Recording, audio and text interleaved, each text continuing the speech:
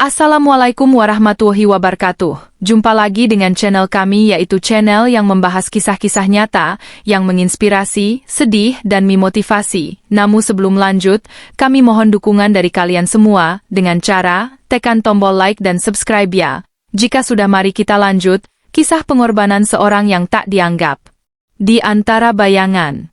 Cerita dimulai dengan memperkenalkan tokoh utama, Rina, seorang wanita berusia 30-an yang sederhana dan selalu berusaha memberikan yang terbaik untuk keluarganya. Rina adalah anak sulung dari 3 bersaudara, namun sejak kecil dia selalu merasa diabaikan. Kedua adiknya, Dian dan Sari, selalu mendapatkan perhatian lebih dari orang tuanya, Pak Agus dan Bu Rahayu. Di rumah, Rina melakukan hampir semua pekerjaan rumah tanpa banyak keluhan. Sementara itu, Dian sibuk dengan karirnya yang sukses dan Sari adalah mahasiswa berprestasi yang selalu dibanggakan. Rina bekerja sebagai guru honorer di sebuah sekolah dasar dengan gaji yang sangat pas-pasan.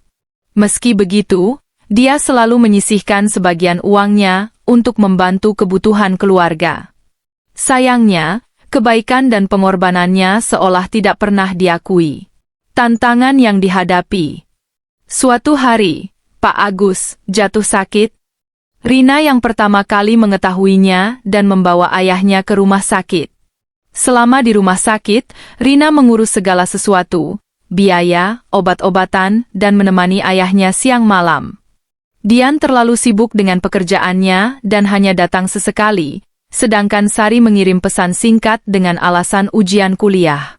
Di tengah kesibukannya merawat ayahnya, Rina tetap harus mengajar di sekolah agar tidak kehilangan pekerjaannya. Kondisi ayahnya semakin memburuk, dan dokter memberitahu bahwa operasi diperlukan. Biayanya besar, dan keluarga harus segera mengambil keputusan. Rina, yang merasa bertanggung jawab, memutuskan untuk menggunakan seluruh tabungannya yang sebenarnya ia kumpulkan untuk rencana masa depannya sendiri. Pengorbanan besar. Rina tak banyak bicara tentang pengorbanannya. Ketika Dian dan Sari akhirnya datang, mereka bertengkar mengenai siapa yang seharusnya mengambil keputusan. Keduanya menolak untuk memberikan bantuan finansial yang signifikan, dengan alasan mereka juga punya keperluan sendiri. Rina diam-diam menangis, namun tetap melanjutkan urusan rumah sakit.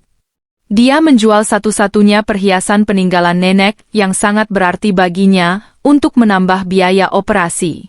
Saat itu, ia merasakan keputusasaan, merasa bahwa semua usahanya tak pernah dihargai. Operasi berjalan lancar, dan Pak Agus mulai membaik. Namun, ketika dia akhirnya pulang ke rumah, pujian dan rasa syukur justru diberikan kepada Dian dan Sari, yang dianggap lebih berjasa karena sempat datang dan terlihat peduli. Rina sekali lagi terpinggirkan, seolah apa yang dilakukannya tak berarti. Suatu malam, saat semua orang sedang berkumpul, Rina akhirnya memberanikan diri berbicara tentang perasaannya. Dia bercerita tentang semua yang dia lakukan selama bertahun-tahun, tentang pengorbanannya yang tak pernah dihargai, dan bagaimana dia selalu merasa sendirian meskipun dia memberikan segalanya. Namun, alih-alih mendapat pengertian, keluarganya justru menganggap Rina berlebihan dan hanya mencari simpati. Merasa hancur, Rina memutuskan untuk pergi dari rumah tanpa memberitahu siapapun. Dia berjalan ke tempat yang sering dia kunjungi sejak kecil, sebuah taman kecil di pinggir kota. Di sana, dia duduk di bangku tua dan menangis sendirian, merasakan kesedihan yang mendalam karena tidak pernah dianggap dan dihargai. Kesadaran dan harapan baru. Di saat paling kelam itu, seorang anak kecil yang sedang bermain di taman mendekatinya. Anak itu adalah murid Rina di sekolah.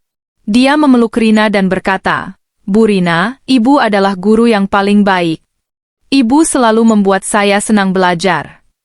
Kata-kata polos itu menghantam hati Rina. Meski keluarganya tidak menganggapnya, setidaknya ada orang lain yang menghargai keberadaannya. Rina pulang dengan perasaan campur aduk, tetapi kini dia tahu bahwa pengorbanannya tidak sia-sia. Meski tidak dianggap oleh keluarganya, ada orang lain yang melihat kebaikannya. Rina memutuskan untuk melanjutkan hidupnya dengan lebih kuat, tidak lagi berharap pengakuan dari mereka yang tidak peduli. Kisah ini ditutup dengan Rina yang tersenyum kecil saat melihat anak-anak didiknya bermain di kelas, menemukan makna dalam hal-hal kecil yang selama ini mungkin dia abaikan. Meski keluarganya mungkin tak pernah berubah, dia kini tahu bahwa kebahagiaannya tak bergantung pada pengakuan mereka.